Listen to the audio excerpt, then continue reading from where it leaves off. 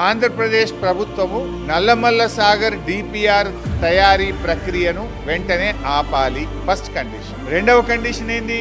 కేంద్ర ప్రభుత్వం central water commission లో నల్లమల్ల సాగర్ అనుమతుల ప్రక్రియను తక్షణమే ఆపాలి. ఈ రెండు కండిషన్లు మీరు ఒప్పుకుంటేనే ఢిల్లీలో మీటింగ్ కు వస్తాము అని రాహుల్ బొజ్జా గారు మన రాష్ట్ర ప్రభుత్వం ఉత్తరం రాసింది. నౌ మై క్వశ్చన్, ఈ రెండు కండిషన్లు ఒప్పుకున్నారా? కేంద్ర ప్రభుత్వం మీకేమైనా మేము సిడబ్ల్యూసీలో అనుమతుల ప్రక్రియ ఆపాము అని లెటర్ రాసిందా? మీకేమైనా చెవులో చెప్పిందా?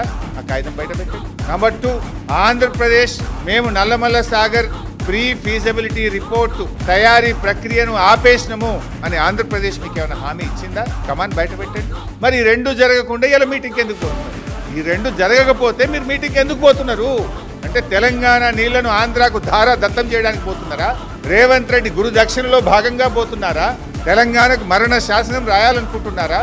ఇది తెలంగాణ తెచ్చిన పార్టీ, తెలంగాణ కోసం పోరాడిన పార్టీ, తెలంగాణ హక్కులకు అన్యాయం జరుగుతుంటే ఒక్క క్షణం కూడా ఊరుకోని పార్టీ. ఊరుకోం. We are the fighters. ఎన్నో త్యాగాల పునాదుల మీద తెలంగాణ తెచ్చినాం. ప్రజలు నీకు అధికారం ఇచ్చింది గోదావరి నీళ్లను ఆంధ్రాకు దారాదత్తం చేయడానికి కాదు మిస్టర్ రేవంత్ రెడ్డి.